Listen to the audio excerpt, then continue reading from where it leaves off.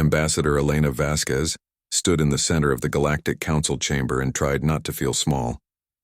The room was massive, built for creatures much larger than humans. Around her, in a great circle, sat representatives from 847 different species.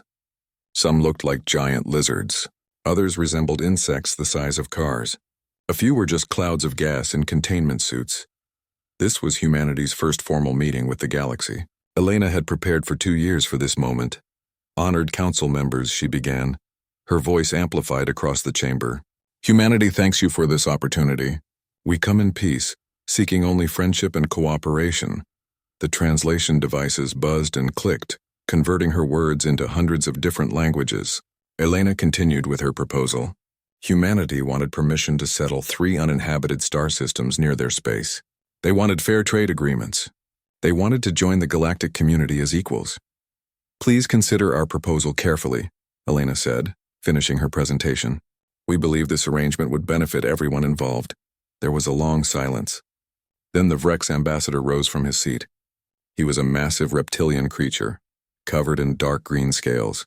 His teeth were each as long as Elena's hand. Humans say please, the Vrex said, and his translator made it sound like rocks grinding together. Interesting. In 12,000 years of council history, strong species demand. Weak species beg. Humans do something in between. We're being polite, Elena said. It's how humans show respect. The Chithar representative clicked her mandibles together. She looked like a praying mantis made of black metal. Politeness is irrelevant. The council operates on clear hierarchies. You either have strength or you don't. We have strength, Elena said carefully. We simply choose to be civil.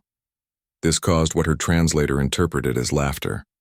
The sound echoed through the chamber, a chorus of hisses, clicks, and rumbling sounds. The Vrex ambassador stepped down to the center floor, towering over Elena. Your species is young. You have 4 colonies, 42 billion individuals. Your ships are slow. Your weapons are primitive, and you say please. He leaned down, his massive head level with hers. The council denies your request. Elena felt her stomach drop. May I ask why? Humanity is placed under juvenile species protectorate status. You may not expand beyond your current systems. All human trade will carry a 300% tariff. This is for your own protection, of course. In time, perhaps in a few thousand years, you may be ready to join the greater galactic community. Elena's hands clenched at her sides, but her voice stayed calm. Please reconsider. This would be a mistake. The Vrex made that grinding laugh again. Humans say please like larvae begging for food. The council has decided. You are dismissed, Ambassador. Elena stood there for a moment, looking up at the massive alien. Then she spoke very carefully, very clearly. I want to be absolutely certain I understand. You are refusing our reasonable request and placing economic restrictions on our people? Correct. And there is nothing I can say to change your mind? Nothing. The council's decision is final. Elena nodded slowly. Then please, I am asking you one last time, reconsider this decision. The Vrex waved a clawed hand dismissively. The audience is over, human. Elena walked out of the chamber with her head high. Her 2 aides, both military officers in dress uniform, fell into step beside her. That went badly, Colonel Marcus Green said once they were in the privacy of their shuttle. They think we're weak, Elena said, staring out the window at the massive space station. They think please means we're begging, aren't we? Asked Lieutenant Chen. Elena turned to look at them both. No, we're warning them. We're giving them a chance to avoid what comes next. That's what please means to humans. It means we're choosing restraint. Marcus nodded. They don't understand that, do they? No, they don't. Elena pulled out her secure communication device. I need to report to Earth. The Assembly needs to know the Council has rejected our peaceful approach. The message took 4 hours to reach Earth, traveling through the communication relays. The response came back in 6 hours. Elena read it 3 times before she believed it. They're voting on it tomorrow, she told her team. The Terran Assembly is voting on whether to accept the Council's terms or reject them. And if they reject them? Chen asked. Elena looked out at the stars. Then the Council will learn what it means when humans stop saying please. The vote took place in Geneva, in the Great Hall of the United Terran Assembly. Representatives from every nation, every colony, every human settlement, gathered either in person or by hologram. Admiral James Okonkwo, head of the Terran Defense Fleet, addressed the assembly. He was an older man, his hair gray, his face lined with scars from the old resource wars. I fought in the wars that nearly destroyed our species. I remember what we're capable of when we stop being civilized. The Council thinks our politeness is weakness. They're wrong. It's control. It's the choice to be better than our worst instincts. He paused, looking around the chamber. But when someone ignores our warnings, when they push us after we've asked nicely, when they mistake our courtesy for cowardice, then we need to remind them what we are. We need to show them why we say please in the first place. The vote was called. 189 nations voted to reject the Council's terms. 11 voted to accept. The rest abstained. The decision was made. Humanity would not submit. Admiral Okonkwo stood before the assembly once more. They were asked. They were asked politely. They were warned. His voice was heavy with something that might have been sadness. Now they'll learn why we have the word please. They'll learn what we're holding back when we use it. Across human space, fleet orders went out. Ships that had been built as explorers were refitted with weapons. Crews that had trained for peaceful contact drilled on combat maneuvers. Humanity had tried peace. Now they prepared for war. On the Council station, Elena Vasquez sent one final message to the Vrex ambassador. It was short, just 7 words. We said, please. Remember that. The Council began enforcing their restrictions within a week. 3 human cargo ships were seized at the Kepler station, their crews arrested for unauthorized trading. A colony expedition heading to the Tau Ceti system was turned back by Vrex warships. The human colonists, families with children, were forced to return to overcrowded Mars. Ambassador Vasquez filed formal complaints each time. Her messages were always polite, always careful. Please release our citizens. Please respect our right to trade. Please reconsider your position. The Council ignored every message. On Earth, the Terran Defense Fleet mobilized. Shipyards that had been building exploration vessels switched to military production. Admiral Okonkwo reviewed the fleet readiness reports in his office overlooking Lake Geneva. His second-in-command, Admiral Sarah Chen, stood beside him. We have 89 ships ready for deployment, she said. Another 100 in various stages of construction. The Council has thousands of ships, Okonkwo said. Yes, sir. But their ships are designed for showing force, not using it. The galaxy has been at peace for 12,000 years. They've forgotten what real war looks like. Okonkwo stared out at the lake. He was quiet for a long moment. We haven't forgotten, have we? The resource wars ended only 140 years ago. My grandfather fought in them. Billions dead, cities burned, oceans poisoned. No, sir. We remember. That's why we say please, Sarah. That's why we developed all the courtesy, all the diplomacy, all the rules. Because we know what we are without them. He turned to look at her. We're not a peaceful species that learned to fight. We're a fighting species that learned peace. The Council doesn't understand the difference. On the Council station, a Chithar linguist named Zikathar was beginning to understand. She had spent weeks studying human communication, analyzing every message, every transmission, every interaction. She discovered something strange. When humans said please, their biological readings showed something unexpected. Heart rates increased. Stress hormones spiked. Brain activity showed patterns associated with threat assessment and aggression preparation. This doesn't match submission behavior, she told her colleague, a floating gas being named WIS. When other species submit, their biology shows fear and surrender. Humans show controlled aggression. Perhaps your equipment is malfunctioning, WIS suggested, his voice bubbling through his translator.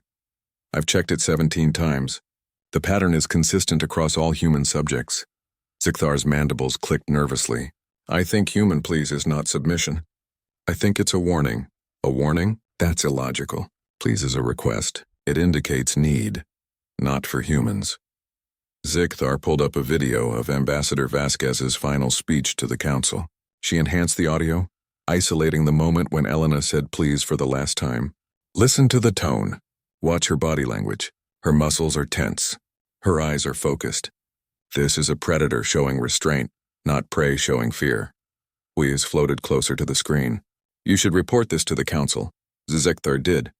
She filed a detailed report with the Council Intelligence Committee. She explained her findings. She warned them that human politeness might be a form of threat display unique to their species. The committee dismissed her report. The chairman, a Vrex official, sent back a single-sentence response. Junior linguists should not waste the Council's time with xenopsychology fiction.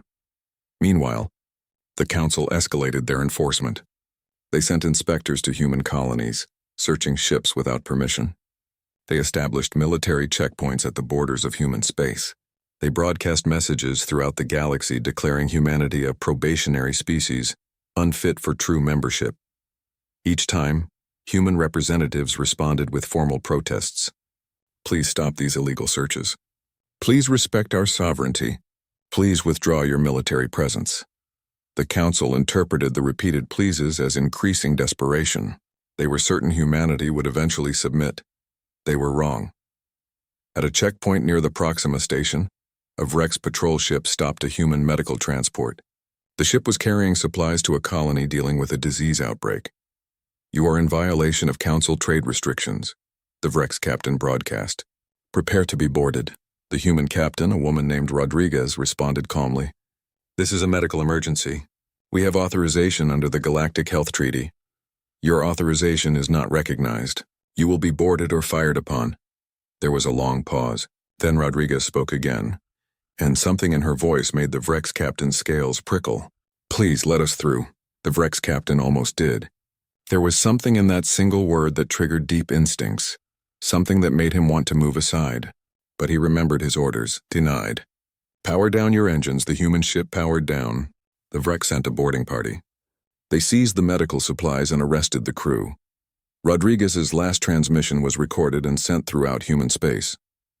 We said please. Remember that. That night, Earth held a global moment of silence. 42 billion humans across 4 star systems stopped what they were doing for 1 minute. They remembered why their ancestors had built a civilization based on courtesy and rules. They remembered what humans were like without those restraints. The next morning, Admiral Okonkwo gave the order.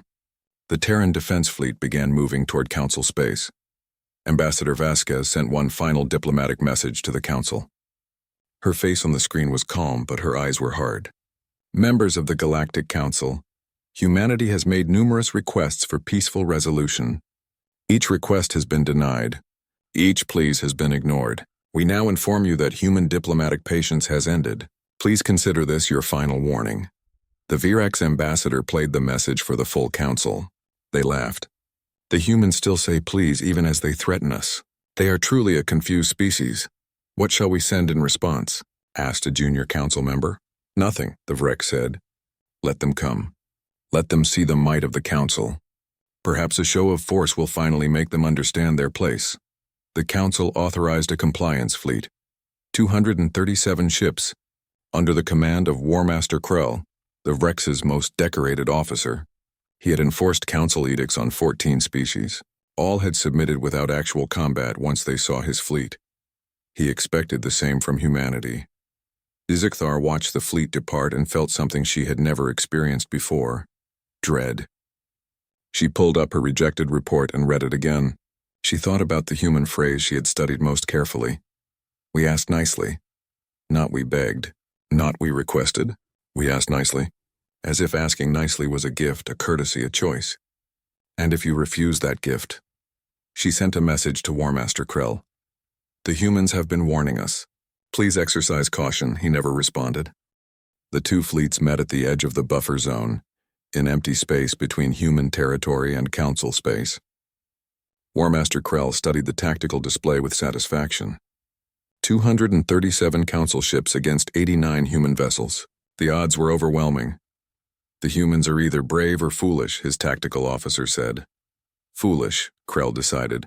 They have never seen real military power. They will surrender when they see our weapons charging.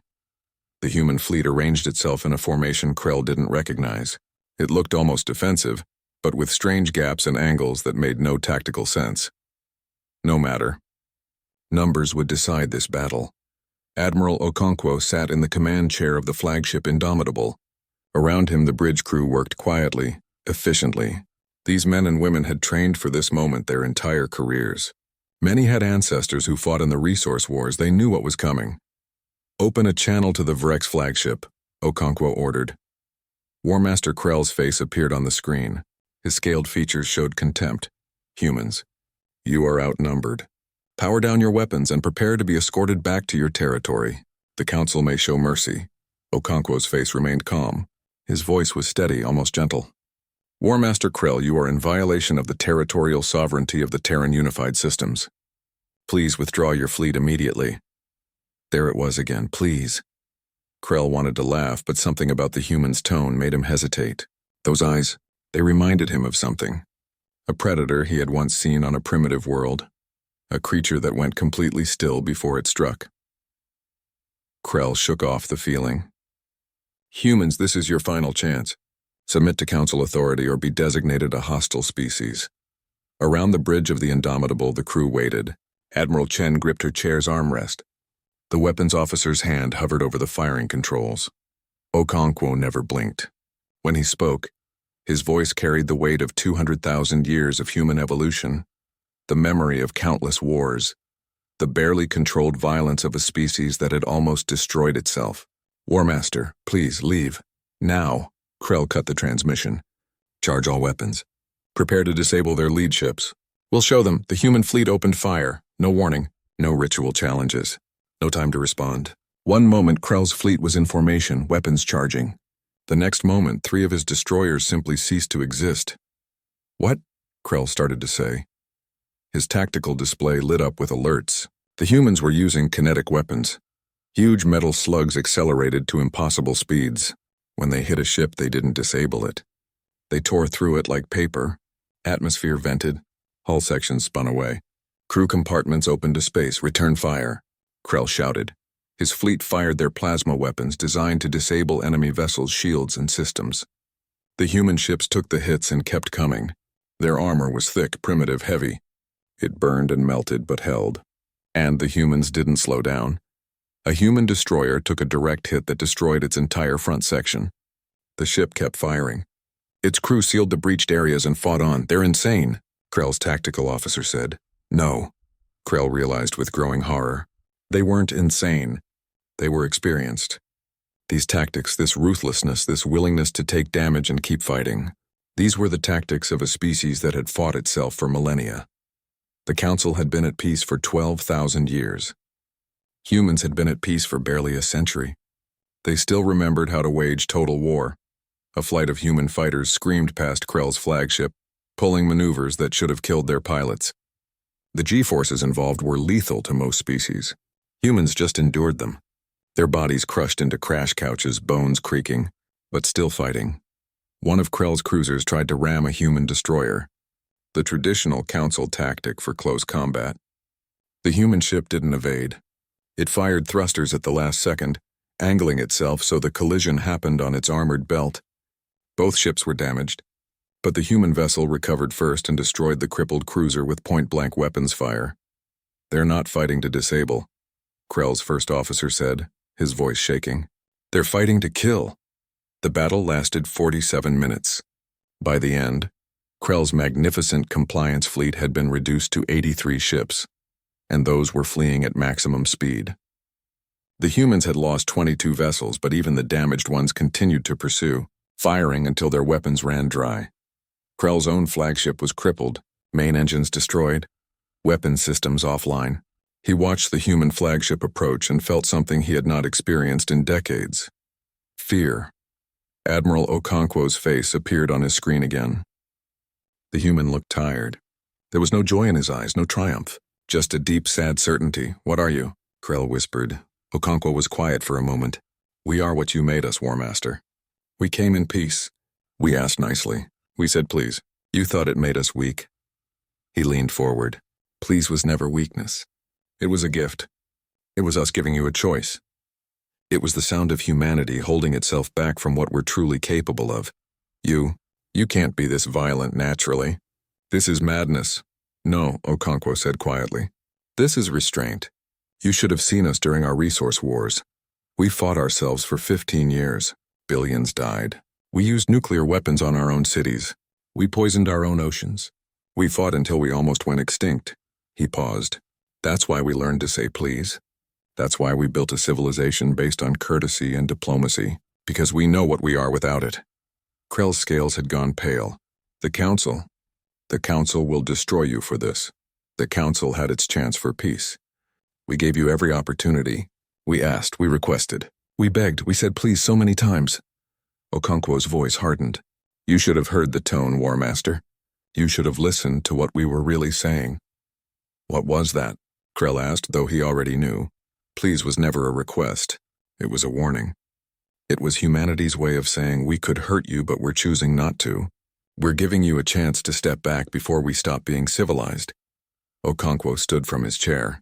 You ignored every warning. Now you know the consequences. The human fleet formed up and began moving deeper into Council space. Behind them, Krell floated in his crippled ship, staring at the tactical display showing the destruction of his fleet. He composed a message to the Council. His hands shook as he entered the words, Emergency. Humans are not what we thought. Recommend immediate peace negotiations. They are winning. The message was transmitted.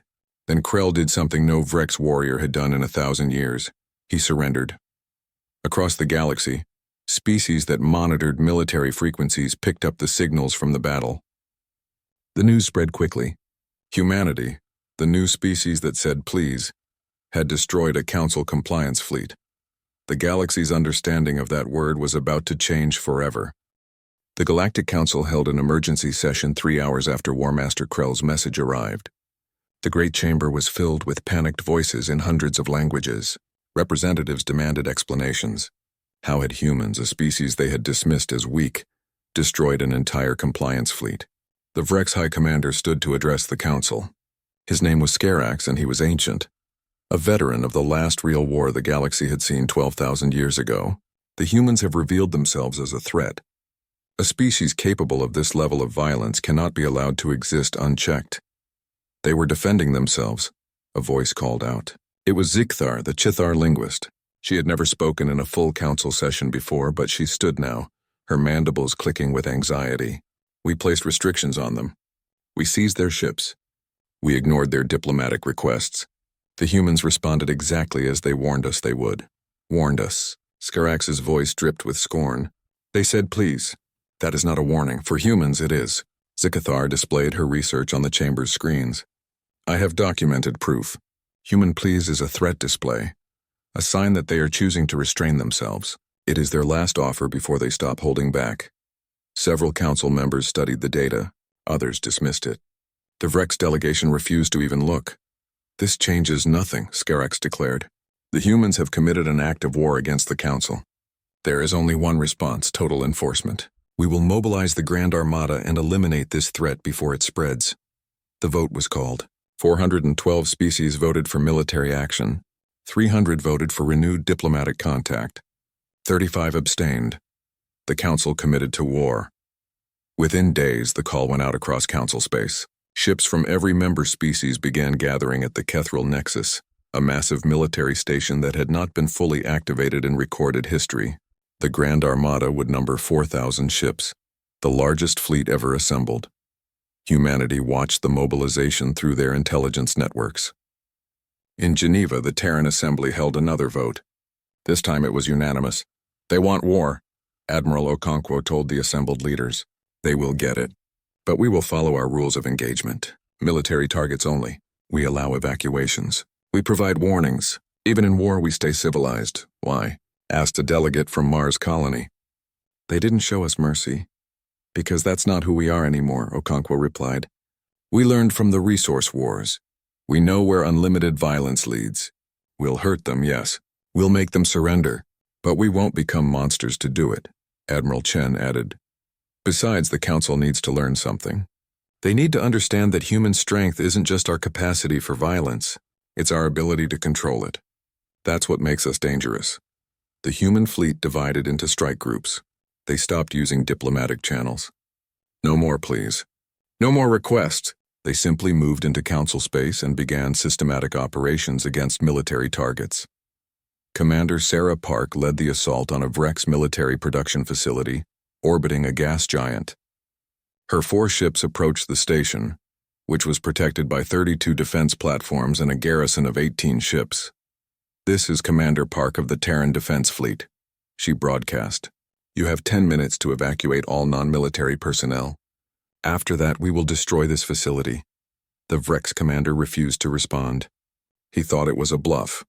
9 minutes later, the evacuation shuttles began launching. The Vrex commander's subordinates had mutinied, forcing the evacuation. They had heard what happened to Krell's fleet. At exactly 10 minutes, Park's ships opened fire. The defense platforms were destroyed in minutes. The garrison ships fled. The production facility was reduced to debris. Not a single civilian died. Park broadcast a final message. You had your pleas. This is what comes after. Similar operations happened across Council space. A Chithar weapons depot, a Vrex training base, a Council supply hub. Each time humans provided warnings. Each time they allowed evacuations. Each time they completely destroyed the military target. The Council forces tried to respond, but they were unprepared for this kind of warfare. Their ships were designed for displays of power, not actual combat. Their crews had trained for ceremonial battles, not total war. And most importantly, they were afraid. Fear spread through the Council forces like a virus. Crews abandoned their posts. Ships surrendered without fighting. Entire garrisons evacuated before human forces even arrived. In the Council chamber, Skarax watched his military collapse. They are demons, he whispered. How can a species be so violent? Zizkathar stood beside him, her own fear mixed with a terrible understanding. They are not demons.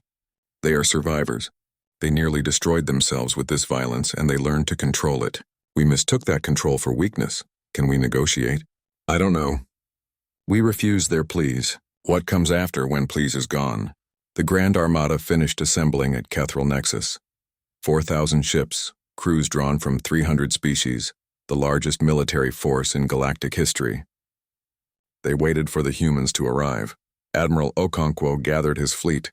300 ships, built from civilian vessels and refitted with weapons, crewed by people who still remembered their planet's bloody history. They outnumber us 13-1, Admiral Chen observed. They also outnumbered us at the buffer zone, Okonkwo replied. Numbers don't win wars, will does. And humans have a lot of experience with that. The human fleet jumped to Kethril Nexus and found the Grand Armada waiting. The Council fleet was arranged in a traditional defensive formation, massive and imposing. It looked unbeatable. Okonkwo opened a channel to every ship in both fleets, to every station, to every colony world within range. His face appeared on billions of screens across the galaxy. For the record, for history, for anyone listening, we said please. We said it repeatedly. We said it as a kindness, as a bridge between our species and yours. You mistook it for weakness. His voice was calm, but it carried an edge like a blade. We are here to correct that mistake. What you are about to witness is not cruelty. It is consequence. This is what happens when you ignore a warning delivered politely. The human fleet began moving forward. Behind them, ships from Earth, Mars, Luna, and the colonies. In front of them, the combined might of the Galactic Council. The galaxy watched and waited to see what would happen when an unstoppable force met an unmovable object. But the galaxy had misunderstood. Humanity was not unstoppable. They could be beaten. They could be killed. They could lose, but they had forgotten how to quit. And that, in the end, was far more terrifying. The Battle of Kethril Nexus began with silence. Both fleets faced each other across the void, weapons charged, crews at battle stations. For a long moment, nobody moved. Then the Council fleet fired first. 4,000 ships launched everything they had. Plasma weapons, missile swarms, energy beams. The barrage was designed to overwhelm, to terrify, to force immediate surrender. It lit up space like a new sun. The human fleet flew straight into it. Ships took hits. Armor melted. Hull sections breached.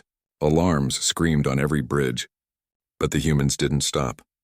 They didn't evade. They flew through the fire like it was rain, taking damage, losing ships but never slowing. They're not stopping, someone screamed on the Council command channel. All ships focus fire on their flagship, Skarax ordered. The Indomitable took concentrated fire from 300 ships. Its shields collapsed in seconds. Plasma burned through armor. Explosions tore through decks. Half the ship went dark. Admiral Okonkwo pulled himself up from the deck where the impact had thrown him. Blood ran down his face. Around him, the bridge was on fire. Damage report. Engines at 40%. Weapons systems critical. We've lost decks 7 through 12. His tactical officer shouted. Can we still fight? The officer looked at him like he was insane. Then she smiled. Yes, sir. Then we fight. The Indomitable fired everything it had left. At this range, even damaged weapons could hit. A Council cruiser took a kinetic round through its command section and went spinning away. Another exploded as its reactor overloaded. Across the battlefield, human ships demonstrated something the Council had never seen: the ability to keep fighting when they should be dead. Ships with half their hull missing still fired. Crews in sealed compartments, knowing they would die, worked to keep weapons online for one more shot.